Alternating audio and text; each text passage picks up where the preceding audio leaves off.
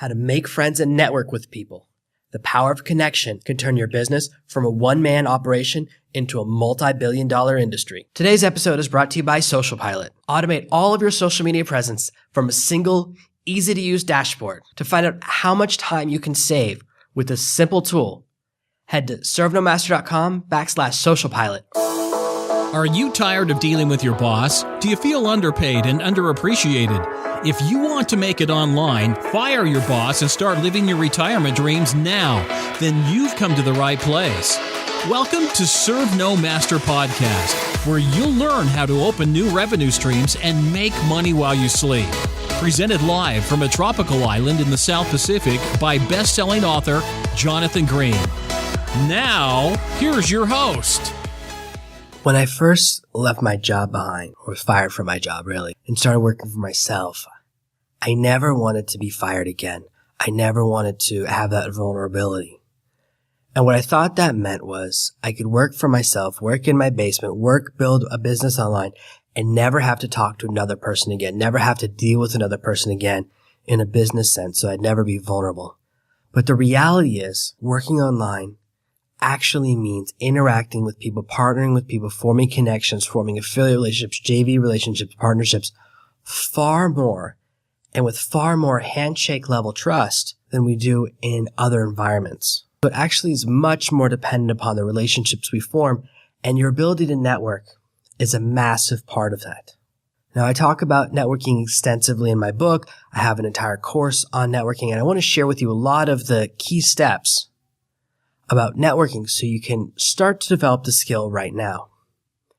And networking is really built upon being a good friend and kind of understanding friendship dynamics. So the more you understand how to be friends, the more you understand the elements of a good friendship, loyalty, trustworthiness, empathy, the easier it will be for you to transition into great networking. But I really want to just kind of cover the nitty-gritty with you right now and kind of focus on the key parts that can help you get promotions at work, help you form business relationships, and help you find mentors and partners to surround yourself with so you can achieve very quick success building your own business. Networking is really built upon favors. So once you master friendship, once you kind of understand friendship, the next level is understanding how favors work. And most people, we think of favors as almost like a scoreboard. You do someone a favor, a small, medium, or big favor, and you go, okay, they owe me a favor of equal or greater size. And we keep track of everyone we've done a favor for. And eventually, we start calling those favors in and say, hey, you owe me a favor, I did this for you. And you can only have a small social circle because if you know too many people, you do too many favors, you can't keep track of everything. And eventually you have to start writing all your favors in a book, like a bookie, keeping track of all the bets you've taken. And it can become a major part of your life and an overwhelming part of your life that's very distracting. And you start to forget if someone owes you a favor and all these things, and you get more stressed out about it, and it becomes really intense. And I've seen people on both sides of a favor with this mindset, and it really damages their ability to form relationships and especially form networking and financial relationships. I've done a favor for someone who has this scoreboard mentality, this tracking, this keep track of your favors mentality, and they owe me a favor now. That's how they see it. They think, okay, I owe Jonathan a favor. And the favor's big. If I do him something big, I help him get a job, I help him kind of find a big project or form a big partnership, and they feel like they can never pay back a favor that big. And the guilt starts to eat at them, and so they terminate their relationship with me. They end a relationship because the person did them a big favor. I see this all the time, not just with people who've done favors to me, but I see it in other situations. It's very common. Okay, so whether you're giving out favors or receiving a big favor, if you have this mindset, it can really hurt your relationships. Because if your mindset is, I'm tracking favors, then you think the other person is as well. And so they do you a big favor, like, oh man, I owe this guy a big favor. I got to think of something. I can't think of anything. I feel like I'm in debt. It feels like a form of indentured servitude, or that the person is always going to hold this debt over you and you have to pay him back like you owe a bookie money. And that's what it feels like when you create this mindset. So whatever side of it you're on, if you think of them as a finite resource, if you think of favors as a limited resource. You could run out of favors and you have to pay back favors in equal value. You have to track all the favors you do and you treat it like a currency. You're always going to struggle. And that's the wrong mindset. I read this amazing book, Never Eat Alone, and it taught me a decade ago. I read it so long ago. It's so good. And it's one of the best things I ever learned. It was something I was already starting to practice, but it really helped kind of crystallize the language of it, that favors are a muscle. So the more favors you do, the better you get at it. I do favors for people all the time. Just last week, one of my friends said, hey, a project fell through and I need to make like $3,000 in the next week in order to pay my mortgage. Do you know anyone who's looking for something I can work on? It's lower than my normal rate, but I just need some work on a project. I said, no problem. Let me message everyone I know. And I did it. And I actually found him a couple of opportunities. I don't know what they paid out. I said, I'll do some introductions to people that are looking for work, but I don't want to be in the middle of someone's negotiations for work or a project. And I don't expect anything in return. I'm not expecting him to do anything for me. This is someone who actually sent me work a year ago. Okay, with no expectation that I would return the favor. It just happened to be when there was an opportunity, I immediately jumped on it. And I only remembered actually after I started messaging people that he'd actually sent some work my way a year ago. So the favor did come back, but it wasn't intentional. It wasn't based on tracking. When you get to that mindset of doing as many favors as you can, the way you want to track is think about how many favors you've put into the universe as a total and how many are coming back to you. So instead of thinking I've done 1 to person 1, 3 to person 2, 4 to person 3, instead just think, okay, I've done 7 favors. I've done 6 favors. I've done put all these favors into the universe. And they're really like seeds. The more favors you put out into the universe, the more amazing things and more favors will come back into your life. The more opportunities for wealth. And that's where the real value comes from. So I never track how many favors I've done for individual people. And you might be thinking, hey, this turns you into a sucker. People can get you tons of favors for them. Yeah, I don't notice compared to how I used to be. It takes me a lot longer to notice if I do favors for someone and they don't do anything back. But I do notice if I ask someone to do a small favor for me and they act weird. Some people will ask me to do, $20,000 worth of favors for them. And then I ask them if, hey, can you pick me up at the airport? And they say no, right? It's like a favor that's 20 minutes of their life. For me, if I ask you to pick me up at the airport, there's a reason I'm asking for it. And if you say no, it definitely, to me, is a sign, hey, I shouldn't do favors for this person anymore because they won't do something small for me. So I do notice eventually, but at the same time, I'm not as emotionally invested in someone doing favors back for me. So when someone is kind of trying to take advantage or whatever and has that mindset, I notice eventually and then I just cut them out of my life. But it doesn't affect me emotionally. I don't think about it ever again. That's the beauty of this mindset. I go, all the favors I did for that person are favors I put into the universe. Other people will pay them back to me.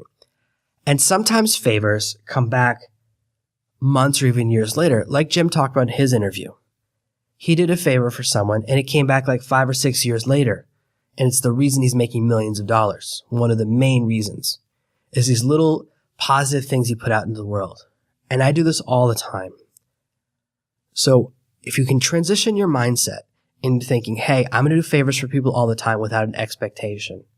That's very valuable. The key part really is removing that expectation and not thinking about it that way.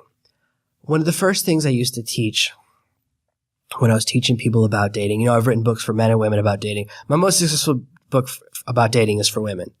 That's probably the biggest thing I've ever written. And one of the things that I teach men and women in dating over and over again is that in our culture, we don't understand what a compliment really is. See, a compliment is where I say something nice to you without an expectation of anything in return. Unfortunately, people, especially in the dating environment, like a guy will walk up to a woman and say, wow, I really like your dress, or you're so beautiful. And then he'll stand there waiting for her to say something back. She has to say thank you, or she has to say, oh, I like this about you, right? We're expecting a form of parody. That's not a compliment. A real compliment is when you say, wow, that dress looks amazing, and then you walk away. So you're not expecting anything in return. If you expect someone to say thank you, you expect someone to do something, you're giving them an obligation. It's the same thing with birthday presents. When you give someone a present for a birthday or Christmas, and they don't do what you wanted them to do with it, and you're unhappy by the way they act, like if you give someone a car and then they sell the car because they needed the money to make rent or something like that, and you go, hey, I gave you a car and you didn't use it the way I wanted you to do. You're saying, hey, I didn't give you a present. I gave you something with rules or strings attached. I wanted you to follow those rules. So you need to remove that thinking from your life as far as your gift giving, your complimenting, and your favoring. Anytime we do things for other people, the more we can remove our expectation, the more successful we'll be. When I do favors for people, I don't think about the return on investment. It's too overwhelming. My network is way too large. So I don't have time for that. I don't have that mindset. And I can tell you right now, some favors in my life, they come back years later. My relationship with Jim is almost 10 years, and he never does interviews. I couldn't believe he actually said yes, he would do an episode of my podcast. You don't know how unbelievably rare that is to even connect with him, okay? Something unbelievable. It's because we exchanged favors almost a decade ago. So sometimes the things you do take a very long time to come back. And what will happen is you might plant a seed tomorrow. And if you keep track of your favors, you'll get upset, and in 6 months, you'll tell the person, hey, I did something for you 6 months ago, you've never returned the favor. And it'll poison that relationship. But if you have the muscle mindset and you have the karma mindset of, hey, I'm putting favors in the world to eventually pay back, in 10 years, that favor might come back and make you a millionaire. So sometimes it takes a really long time for a favor to come back, but the favors that take the longest to come back are worth the most financially. They're the most amazing ones. So now to take this idea of friendship, built on top of that, our concept of favors. Favors are a muscle. We don't expect anything in return. We put as many favors when we can. We want to move into the idea of networking. Networking is really about forming relationships where people want to work with you. Most people work with me because they like me. The fact that I'm very good at what I do and execute and very fast is great. Okay, all of those things are wonderful. But I've worked with people that are very good at their jobs, but their personalities are very abrasive. Or I don't like them. And you don't want to do it. It's not worth it. I don't work with anyone I don't like. I've done it a couple of times with people that are really good at what they do and their personalities were terrible, and I realize it's not worth it to me. Even if I make a ton of money, I hate the entire experience. So that's how people that are really successful get. Nobody works with people they don't like anymore. You only work with people you don't like when you're trapped in a job, when you're kind of on that track and you're not the boss. When you're working for yourself, you get to choose who you work with. And I learned this experience more and more as I started taking on clients when I was working in the SEO game, working in a local marketing game. And now that I only do private clients and I have a very small book of clients that I write books for and do copywriting for and kind of do those projects for, and the people I partner with, I have a very small, less than 10 people that I will take projects from because they're people that I like working with. I don't work with people that pressure me or that make me feel bad or that kind of mess around with deals. There's all these things that I look for in the people I partner with. And when you get successful, you don't want to work with people you don't like. Therefore, when you're trying to build yourself up, you have to be someone that people like. The first step is to put as many favors into the world as you can and kind of develop your favor giving skill. The next step beyond that is to become someone memorable. The way I got really successful is I would go to different internet marketing conferences and I would just interact with everyone and kind of put as many favors out there as I could. And depending upon where you are, there's different things that you can do. You know, if you have a little bit of money, maybe you go out with everyone and you pay for like 5 or 10 people's dinners, okay? Maybe you buy someone a drink, depending on your situation, okay? If you can't afford those things, you don't have to do it. But giving value in different ways first, thinking, hey, I'm going to do a favor for someone, or I'm going to do something valuable for them. And there's different ways you can do that depending upon how much further up the tree than you someone is. For example, I've mentioned a few times how valuable reviews are to people in my industry and people in our industry. No matter what you're doing online, reviews, testimonials, they're very, very valuable. So even if you have a local business, right? You run in a local pizzeria, when someone leaves a 5-star Yelp review, it matters. It really helps your business because people look at those things. Bad reviews can put a store out of business. It really makes a difference. So if you want to connect with someone, first step, easiest thing to do is buy one of their products and leave them a really glowing review. One of the things you can do on Amazon, this is so powerful. I can tell you right now, if you actually do this for one of my books, I'll go nuts. It's so smart and it's so tactical. This stuff works on me. This is what I do to other people. This is why I was talking to a guy today. I was literally talking to a guy today that I'm about to do a huge project with. He's very successful in an area that I want to move into and one of the areas I'm trying to expand into.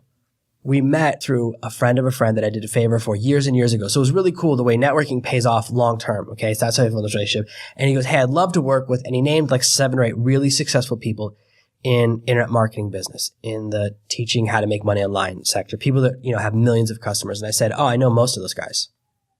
So I know people at the highest echelons, and it's all because of how I network. And the thing that I use to meet those guys is exactly the things that work on me and work on my contemporaries. Video review is worth about 50 regular reviews. And Amazon actually lets you record a video and upload it as part of your reviews for products on Amazon all the time. So if you leave me a 5-star review on Amazon for my book, I really appreciate it. I'm going to love it. That's amazing. It's very valuable to me. If you leave a video review and it's got a picture of you and you're holding the book and you're talking about what you loved about the book, well, then a couple of things happen. Number 1, Amazon rates those reviews much higher. Number 2, that review is going to catch my attention more because video reviews stay on the book page for much longer. You see some books on Amazon, they have like 5, 10, 12,000 reviews. They have huge numbers of reviews, but the video reviews always get pushed to the top. I don't know what kind of numbers of reviews I'll have. I'm sure I'll have hundreds, but who knows? You can't predict the future. You can't always tell what's going to happen, but I can tell you that when you do a video review, there's going to be very few numbers of it. So I'm going to see it for sure. There's no chance of it slipping through the cracks. Like if I get 20 reviews in one day, maybe I only see 19 of them when I'm scanning through. I might miss one. Even though I try and track and kind of see what everyone's saying and see ways I can adjust my books and improve the quality of what I'm creating, I look at those things. But a video review is going to get my attention. And also when you do one of your face, well, then I know what you look like. So if you walked up to me and go, hey, I did the video review on Amazon that was a 5-star review, I'm like, oh my gosh, I recognize you. That was amazing. I'm going to give you a lot of time. Okay, this is not me being tactical. I'm not telling you to go out and do that unless you feel inspired to do that. I'm saying that if you do this for anyone else, there's tons of other guys out there that have books and podcasts and things. You can do the same thing to them. And it will really, really work. When you go to a conference where the person's speaking and you walk up and go, hey, I'm the one that did the video review that's gotten like 700 likes under your book, they're going to go, wow, that was awesome. I don't teach that very often. This is something that I've kind of just wanted to share today. So it's really powerful. I can tell you right now, it's one of the most powerful things you can do. And it costs nothing. It only costs 3 minutes of your time. You can record it on your webcam. The person knows your face, so they'll recognize you. And also you're tying yourself to someone's brand. So it works on me. It works on anyone else. It's very effective. What you can also do is walk up to me and say, hey, I bought one of your other products. I have my main book, which is, I love having people read that. And of course, I have some more extensive products teaching exactly how I do my nonfiction writing, kind of take you through step by step of my research process. I have a much larger course explaining my entire process for creating bestsellers on Amazon, everything about creating amazing books, book covers, my whole process. I do have some extensive courses covering that stuff. A lot of this material from those courses I'm going to share with you throughout these podcasts. But if you walked up to me and said, hey, I went through your nonfiction writing course. It was amazing. I would love to shoot a video with you right now talking about how you helped me write and finish my first novel. If you walked up to me at a conference, and I rarely go to conferences. I'm in negotiations with one of my publishers right now. They want me to go to 3 or 4 a year. They want me to spend 3 or 4 weekends a year going to conferences, 5-star hotels, all the jazz, and I don't want to do it. I love where I live. I live on my paradise island. I live on my dream island. And I don't like to leave very often, but I will be going to a conference here and there. So they'll probably talk me into going to 2 or 3 a year. I think that's how this negotiation will play out. I'm already pretty sure that I'm going to go to a conference in November or December, and I'll probably go to one next January, February in America. So there are a couple of conferences that I'll probably be at. And if you walk up to me and say, hey, I bought this product and here's what it did for me. Can I shoot a video review? It'll be really cool. We're standing next to each other. Hey, this is Jonathan. Here's a real person who went through one of my courses and here's what happened. I'd love to hear that story. And again, this works on other people. This is how I meet amazing people.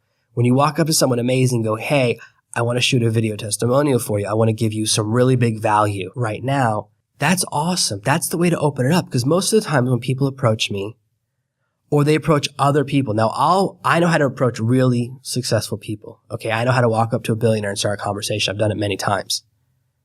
And I'll be talking to that person, and then I watch people walk up wrong. And most people walk up and they either ask a question like, hey, I have a really big business question. Hey, can you do this for me? Hey, can you do that for me? Hey, I have a great idea. Are you interested in hearing my idea? They're trying to take. And it's exhausting. So instead, be the difference. Be the person who gives first, and you'll be remembered. It doesn't take a lot of give to start a relationship. You can walk up to most guys and offer to buy them a drink, and they'll give you 10 or 15 minutes of their time, because men very rarely receive drinks, okay? You can walk up to someone and say, hey, I'm a really big fan. Can I pay for your dinner? I'd love to talk to you for 10 minutes if you have time. If not, I just want to say that you're awesome and I want to pay for your dinner anyways. These little things, okay, that cost, what is that going to cost you? $30, $50, maybe $100 if it's a really nice restaurant. Huge amount of value, okay? Especially if you do it from a place of kindness, not from expectation, but from just wanting to give value first and being nice to someone first that you're a fan of, or that their products helped you, or that you enjoyed their teaching. That means a lot. People really appreciate when you make them feel nice. So these little things that you can do, that's why I talked about the favor mindset first. So you realize that you're giving without expectation. So I do favors for people all the time. I introduce people to each other all the time. So once you've gone through this first phase where you start meeting a lot of people and you use some of these tactics to get into the circles that have the people that know what you want to know and have the knowledge you want to know, and you start giving value, you'll start to know these people, and then you just introduce them to each other. I do that all the time. I introduce two people from two different businesses all the time. I say, hey, this person does A, this person does B, you guys should meet. And then I walk away. And because I've introduced them and they make some money together, they learn something from each other, they form a relationship, that's a valuable thing. That's the next level. So you can just start off making a lot of contacts and then just introducing people to each other all day long. Introductions are so valuable. Most of my business comes from introductions. Most of the clients that I work with are people that someone else introduced me to. Someone says, they go, hey, we're looking for an amazing writer. And someone goes, oh, you should talk to Jonathan. He's the best writer we know. Little stuff like that is very valuable. And it's how business comes my way. And it's how my relationships form. It's how almost all my partnerships came about. It's from an introduction. This is the beginning of the idea of networking. Just focus on the value of being an amazing friend. Then focus on really learning how to do favors without expectation. Turn favors into a muscle, not something you stress out about. And then use these simple tactics to meet the people you want to meet. And remember, you really have the tools to be very successful now. If you want to get a promotion at work, hang out with everyone you work with and give a lot of value. And then hang out where your boss or your boss's boss goes and give a lot of value to everyone there. And then when your boss shows up, give a lot of value to him that's separate from work. Very simple tactic and very effective. This is the beginning of how to get very successful with networking. So I just want to kind of give you some ideas that you can implement in the short term. And if you want to practice, go to like a Rotary meeting or a Chamber of Commerce. You might have to be members for some of those things, but you can go to these meetup.com. They have all these meetups where people are desperate to meet new people, and you can just practice starting new conversations and doing favors for people to see how things work out. I love practicing in situations where it doesn't matter. So I always go to meetups for things I don't care about or things that don't matter to me. I used to go to all these small business or new entrepreneur meetups where I used to live. And these people always had businesses that I would never want to interact with. You know, they were just starting out. They were really struggling every month to make their bills. And so they would always want to talk to everyone. They'd always be throwing business cards at each other like crazy. And what's great about that is you're surrounded by people who you don't want anything from. So there's no temptation to demand a favor back, and you just give as much value as you can. I used to give tons of free advice about how to build their websites and how to get more traffic and how to find customers for their businesses. And I would never try to sell them my services because I didn't need to. I was doing fine. And that gave me the chance to really practice doing favors where I actually didn't need anything in return from the people. That's why it's great to go to a situation where the people have nothing you need, because you can really practice doing favors and knowing they'll never do anything back for you, and it's okay. I hope you're really excited about implementing some of the things we've talked about today. If you go out and really tighten up your favor skills and really work on giving value, you can form relationships, alliances, partnerships, and find mentors that have amazing value they can bring into your life, all through a little simple networking. To celebrate the launch of the Serve No Master podcast, I'm giving away some epic prizes. You could win an Amazon tap and have me personally turn you into a best-selling author. To win your part of over $20,000 in prizes, go to servenomaster.com/contest. Thank you for listening to this week's episode of Serve No Master. Make sure you subscribe so you never miss another episode. We'll be back tomorrow with more tips and tactics on how to escape that rat race. Head over to servenomaster.com/podcasts now for your chance to win a free copy of Jonathan's bestseller, Serve No Master. All you have to do is leave a 5-star review of this podcast. See you tomorrow.